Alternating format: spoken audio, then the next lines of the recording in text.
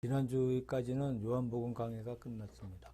오늘부터 시편 강해를 통해서 우리 모든 심령 가운데 또는 온 교회에 하나님의 은총이 넘치기를 바랍니다. 신구약 66권 가운데 시편이 있다는 것은 하나님의 깊으신 섭리가 있고 우리 신앙에 도움이 되는 하나님의 크나큰 축복입니다. 우리의 신앙과 시편은 대단히 깊은 관계가 있다고 생각됩니다. 개혁자 루터는 특별히 시편을 사랑했고 가정에서나 공중예배에서나 시편을 봉독하며 시편에 곡을 붙여 찬미했다고 합니다. 주일 대낮 예배에서도 시편을 교독하고 시편의 말씀을 봉독하면서 은혜를 더하고 있는 사실을 볼 수가 있습니다. 이런 것을 볼 때 우리의 신앙생활 가운데 시편이 얼마나 중요한 위치를 차지하고 있는지를 알 수가 있어요. 우리 기독교 역사에서 음악은 결코 무시할 수 없고 기독교와 분리될 수 없는 관계를 가지고 있습니다. 음악의 역사를 보면 기독교가 음악의 발달에 커다란 영향을 주었고 큰 위치를 차지하고 있다는 것은 아무도 부정하지 못할 것입니다. 현재 우리나라에는 많은 성악가들과 음악인들이 있습니다. 그 성악가들과 유명한 음악인들 중에는 극히 일부를 제외하고는 거의 다 교회를 다니고 있고 교회 성가대 출신들이라는 말을 들어본 적이 있습니다. 큰 교회에서는 거의 다 솔리스트들이 다 이 음대생들로 다 구성되어 있어요. 이런 것을 볼 때 음악과 우리 신앙은 불가분의 관계가 있다고 볼 수가 있어요.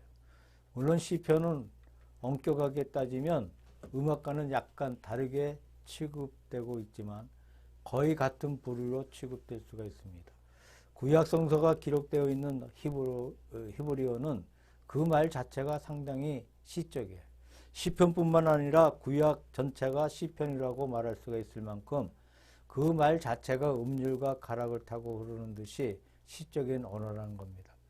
또 이 시편 속에는 그들의 신앙이 밝히 나타나 있는데 시편이 성경 가운데 포함되어 있는 것은 얼마나 큰 하나님의 은총인지 모르겠습니다.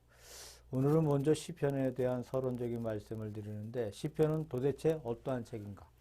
히브리어 성경에서 시편이란 뜻은 찬양의 시입니다. 우리가 알고 있는 시편이라는 말 자체는 70인역에서 기원하는 것인데 70인역에서는 시편을 풀살모이라고 불렀고 그 뜻은 현악기로 부르는 시라는 뜻입니다. 영국의 유명한 킹 제임스 버전과 라틴어로 기록된 불가타 등 현재 세계 많은 성경이 이 명칭을 따르고 있습니다.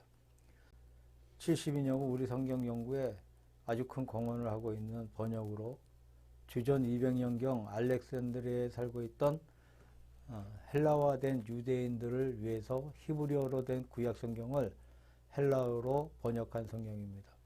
72일간 70인에 의해서 72개의 방에서 번역했다고 해서 70인역이라는 명칭이 붙여 있습니다. 이때부터 시편이란 말을 사용하기 시작하였고 지금까지 모든 성경도 그렇게 부르고 있어요. 시편은 전체가 150편에 달합니다. 시편에는 그 시를 기록한 사람들의 이름이 나옵니다. 구약의 모세가 쓴 모세의 기도가 한 편이 있고 아삽의 시가 12편이 있고 고라 자손의 시가 11편이 있고 솔로몬의 시가 2편이 있고 에단, 원어로 에탄, 영원이란 뜻인데 무라리의 자손으로 다윗 왕의 법궤를 옮길 때 헤만 아삭과 함께 놋재금을 치며 찬양했고 찬송하는 헤만의 자편에서 직무를 행한 사람이었어요. 이 시가 한 편이 있었습니다. 그 외에는 다윗의 시가 절대적으로 많은데 다윗의 시라고 기록되어 있는 것만 해도 73편이 돼요. 그러나 시편 중에서 44개의 시편은 누가 기록했는지를 몰라. 그래서 고아의 시라는 별명을 붙이기도 했는데 이 고아의 시 33편 가운데 32편이 구약을 헬라어로 번역했던 70인역에 다윗의 시라는 표제가 붙어 있습니다. 70인역은 상당한 권위를 가진 책인데 만약 70인역에 따르면 다윗의 시는 히브리 성경 표제 73편과 70인역의 표제 32편을 합하여서 모두 105편이나 되는 셈이에요. 이 다윗을 제외하면 아삽의 시와 고라 자손의 시가 아주 많습니다. 그 외 사람은 한두 편밖에 안 되는데 당연히 많은 시를 지은 이 두 사람이 누구인가? 이 둘은 모두 다윗의 밑에 있던 다윗의 신하들이었다는 거예요. 다윗 시대의 악장들로서 찬양대를 맡아서 지휘하던 악장들이었습니다. 그런데 그 당시 악장들은 왕이 어떤 시를 지어라, 어떤 곡을 만들어라고 명령하면 그 명령대로 그것을 편집하는데 지나지 않았다고 합니다. 그렇다면 아삽의 시 12편과 고라 자손의 시 11편을 합한 23편 역시 다윗의 시로 취급해도 무방한 것이라고 기록하고 있습니다. 이것은 직접 다윗이 명령해서 그들이 편집했거나 아니면 그들이 먼저 써가지고 와서 다윗에게 교정을 받았거나 다윗의 손을 거치지 않고 독단적으로 만들어졌을 리가 만무하다는 것이죠. 이것 역시 다윗의 영향을 받았다고 볼 수가 있습니다. 그렇다면 다윗의 시는 128편이 되는 것입니다. 그래서 시편 전체를 가리켜 보통 다윗의 시라고 부르기도 합니다. 이것을 볼 때 다윗 왕은 굉장한 인물이었습니다.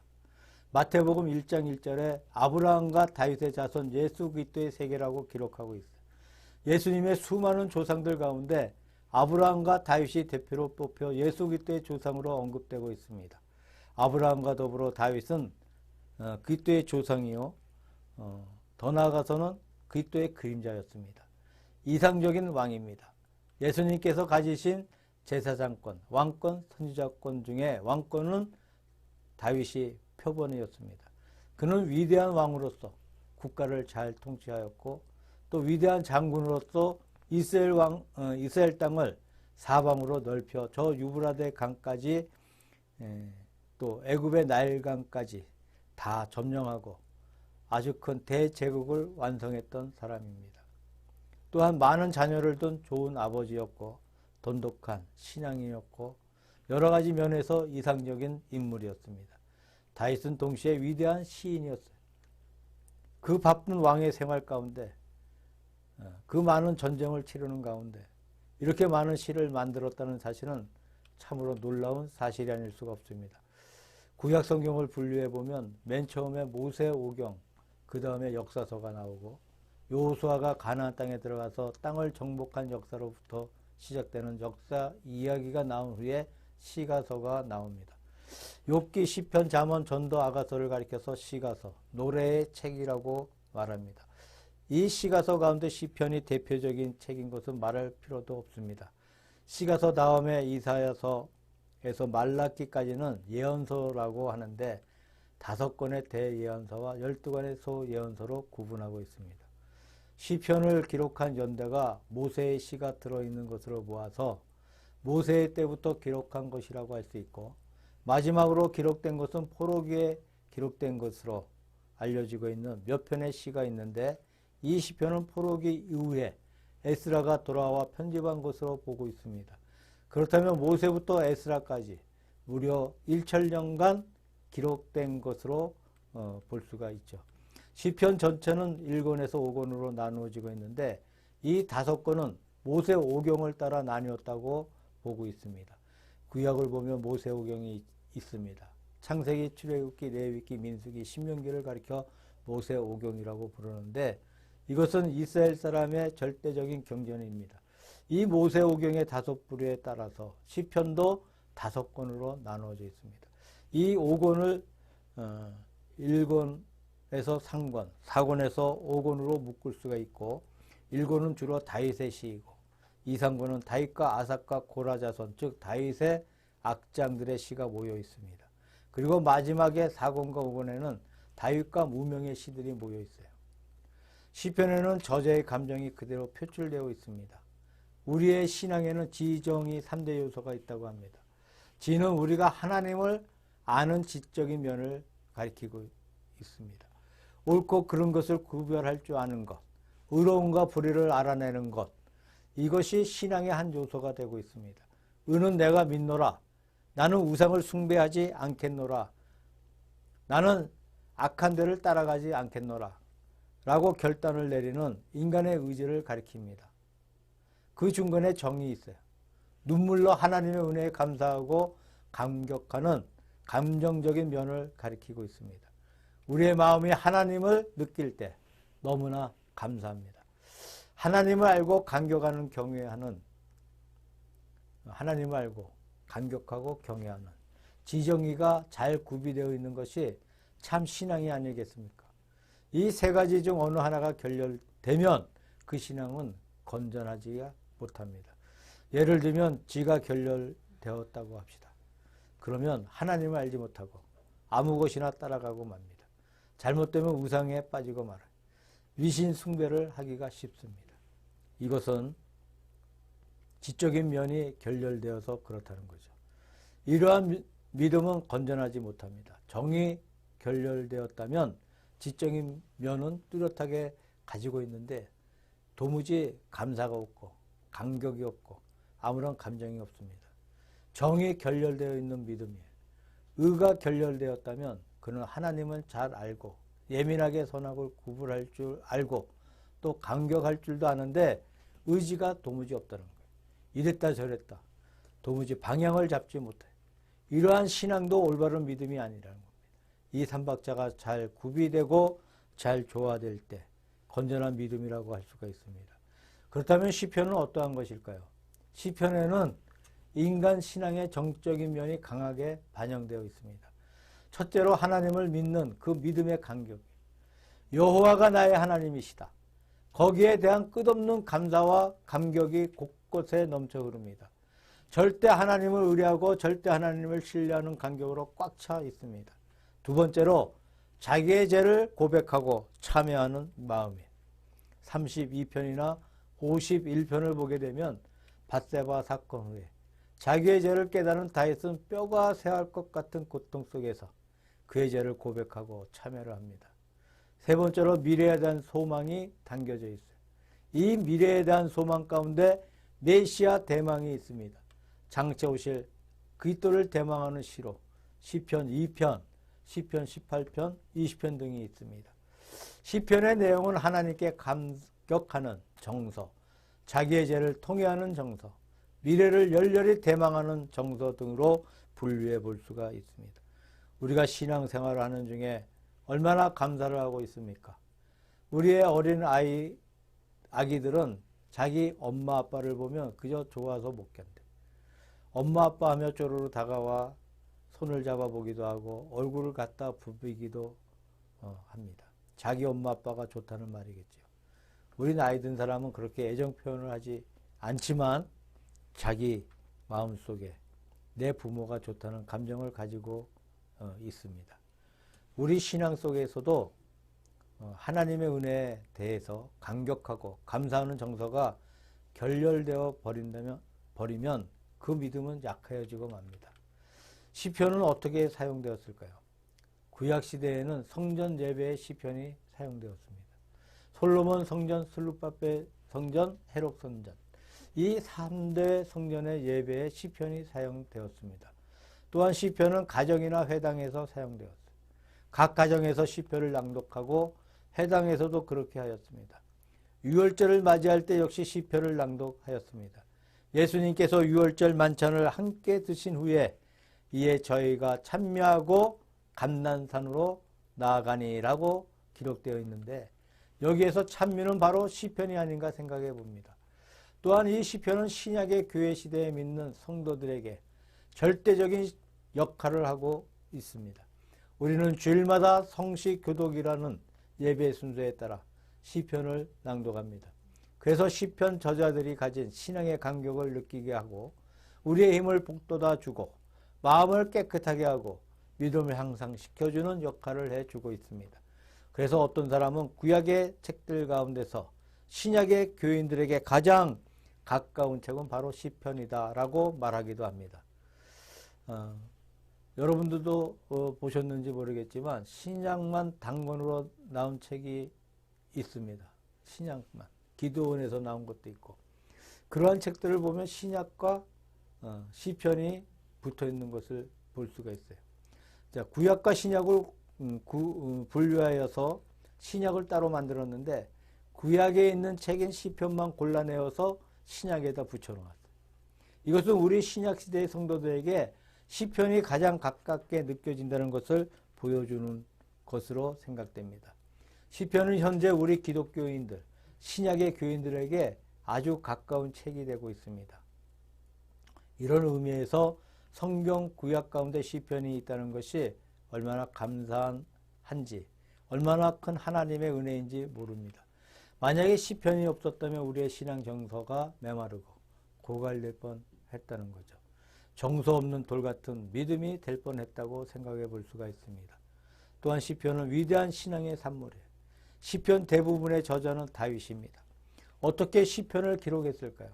시편을 보면 다윗이 그 아들 압살롬을 피할 때에 지은 시, 다윗이 아비멜렉 앞에서 미친 채 하다가 쫓겨나서 지은 시, 다윗이 사울을 피해 굴에 있을 때 지은 시 등의 표제가 나와 있습니다. 다윗은 그의 일생을 통하여 많은 역경과 어려움을 만났는데 사울의 핍박, 압살롬의 반역 등 사방에 유령하고 방랑하면서 그때그때 지은 것이 시편이었어요. 이렇게 볼 때 시편은 철저하게 신앙의 산물이라고 할 수가 있습니다. 잘 먹고 잘 자고 그냥 가만히 앉아서 자기 머리로 구상해서 지어낸 것이 아니고 몸소 느끼고 몸소 체험한 것을 쓴 것이 바로 시편이라고 할 수 있습니다. 우리는 신앙을 어떻게 표현하고 있습니까? 기쁨을 어떻게 표현합니까? 우리는 얼굴에 웃음을 가지고 기쁨을 표현하고 있습니다. 우리는 얼굴에 웃음을 가지고 또 모든 그 마음을 표현하고 있습니다. 우리는 얼굴에 웃음을 가지고 기쁨을 표현합니다. 그 얼굴이 환하여 미소를 띄우게 되고 소리내어 웃기도 하고 기쁨을 표현합니다. 또는 남에게 선물을 보내거나 예물을 교환하는 방법으로 자기의 기쁨을 표현합니다. 어떤 사람은 기쁨에 대한 글을 지어서 기쁨을 표현합니다. 이와 같이 우리는 우리의 신앙을 표현할 수가 있습니다. 교회에서 예배드리는 가운데 예배로서 우리의 신앙을 표현하고 말과 말로써 하나님의 은혜에 감사하는 신앙을 표현할 수가 있습니다. 또 좋은 성가나 복음성 같은 음악으로 우리의 신앙을 표현할 수 있습니다. 그림으로도 우리의 신앙을 표현할 수 있는데 명화 같은 좋은 그림을 보면 그의 신앙을 엿볼 수가 있습니다. 그 그림은 아무렇게나 그려져 있는 것이 아니라 그 선 하나하나, 그 색자 하나하나에 영감이 불어 넣어져 있어서 그들의 신앙이 표현되었던 것을 볼 수가 있습니다. 고대 사회에서 올림픽이나 이스무스 같은 경기는 올림푸스 산 위에 있던 신들에게 바치는 경배의 한 방법이었다고 합니다. 올림픽 경기의 마라톤 같은 대회에서 우승한 자는 제우스 신의 대표라고 할 수 있는데 그래서 그들의 동상을 세워주고 그가 4년간 헬라 국가를 지배하는 위치에 서도록 하였습니다. 하여튼 경기는 자기들의 신앙을 표현하는 방법이었는데 이것이 세계 올림픽 경기의 기원이라고 볼 수가 있죠. 시편 역시 우리 신앙을 표현하는 한 방법이었습니다. 우리가 말로 표현하는 것은 말로 표현해야지 말로 표현해야 할 것을 그림으로 표현 못합니다. 그림으로 표현한 것은 그림으로 봄으로 느껴지는 것이지 말로 표현하지 못하는 것이죠. 노래로 표현되는 신앙의 감정은 노래로 표현할 수 있는 것이지 노래를 하지 않고 말이나 글로서 표현을 하지 못합니다. 말은 말의 사명이 있고 글은 글의 사명이 있고 노래는 노래의 사명이 있고 그림은 그림의 사명이 있습니다. 이것들은 다 독립적인 자기들만의 사명이 있습니다. 결코 다른 것을 가지고 대체할 수가 없습니다. 동양에서 발달된 묵화를 보면 순, 목만 가지고 그리는데 그것이 참 기묘합니다. 그 목의 농도에 따라 진하기도 하고 약하게도 해서 꽃도 그리고 사람도 그리고 다른 것도 그리는 것을 보면 신비롭습니다. 붓으로 한자를 잘 쓴 것을 보면 기가 막힙니다. 그 묘미는 다른 것으로 표현하지 못해. 먹과 붓으로 표현할 수 있는 것이지 대체를 하지 못합니다. 모든 예술 분야는 다 그렇습니다. 이와 같이 시편도 시를 가지고 표현할 수 있는 신앙의 경지입니다. 다른 것으로 대체하지를 못해. 오직 시를 통해서 하나님의 은총을 표현할 수가 있어요. 하나님은 무궁무한하신 하나님이십니다. 너무나 기묘하고 신비로운 주님이십니다. 주님의 그 크신 신비함을 글로, 그림으로, 음악으로, 시로 표현해 나갑니다. 이것은 철저한 신앙을 통해서 가능한 것입니다. 요즘 고 이건희 삼성그룹 회장이 기부한 그림의 이야기를 많이 듣습니다. 그 가격이 엄청난 금액이죠. 전부 나라에 기부를 했어요. 명화라는 부르는 것이 있는데 미켈란젤로나 렘브란트가 그린 그림만 나오면 요즘 얼마나 비싸게 팔는지 몰라요. 몇백만 불, 몇천만 불에 팔려나갑니다. 아마 원작자 렘브란트가 맨 처음 그렸을 때는 몇 푼 못 받았을 것입니다. 렘브란트는 줄이고 배고프고 가난한 생활을 하면서 그림을 그려 팔았는데 이것이 여러 사람들의 손을 거쳐서 수백 년이 지나니까 한 해에 수백만, 수천만 불에 팔려나가요. 화가들이 그 그림을 그리는 일화가 남아 있습니다. 굉장한 어려움을 생활 가운데 고생을 하고 진짜 밥도 제대로 못 먹으면서 그림을 그리는데 어떤 영감을 받아 실험을 하며 허덕이다가 그것을 그려냈다는 이야기가 많이 있습니다. 이것처럼 시편은 위대한 신앙의 발로였습니다. 신앙의 산물입니다.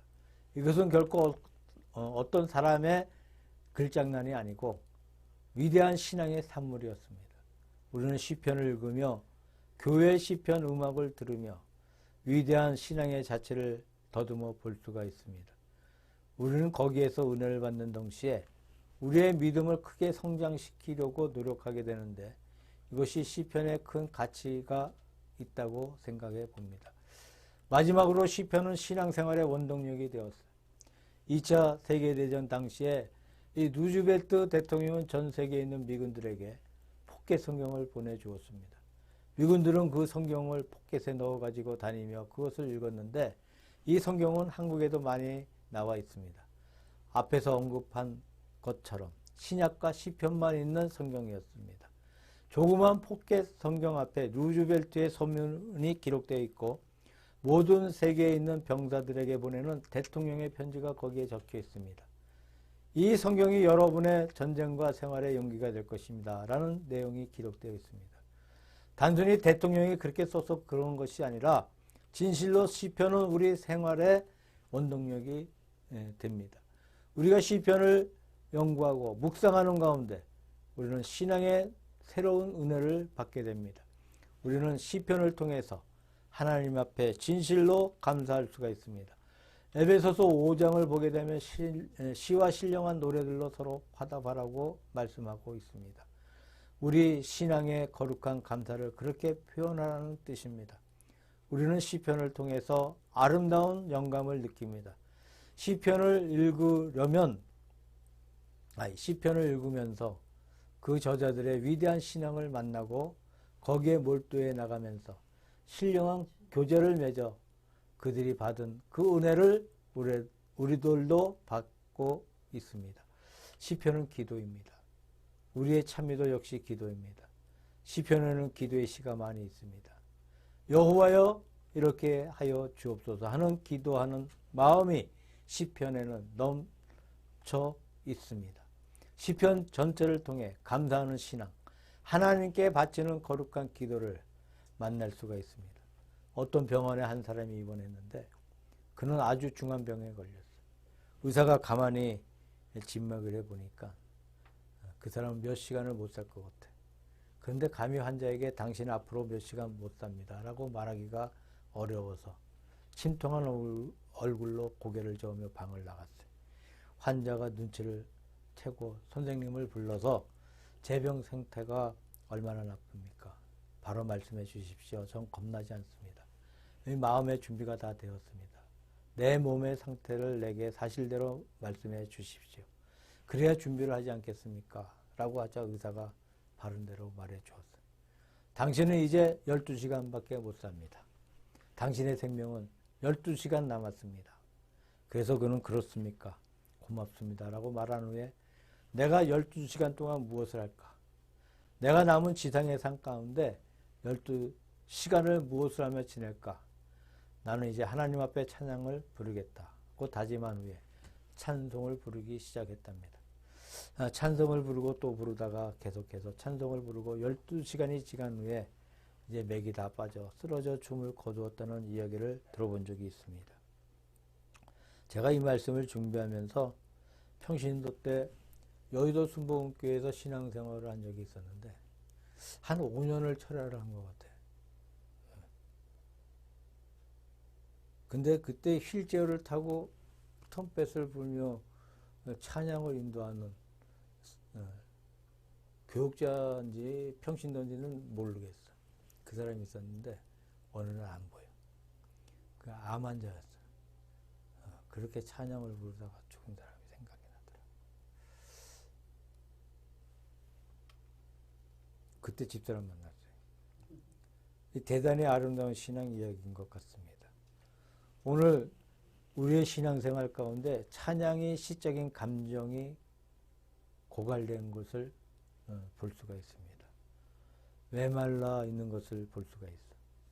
우리가 교회에 나와서 찬양을 부르긴 하지만 형식적으로 부를 때가 많아요. 그 찬양하는 가운데 얼마나 감격하고 감사하고 공감하고 있는가. 이것이 문제입니다. 아무런 공감도 없이 감사도 없이 그저 입만 가지고 부르고 있는 것 같습니다.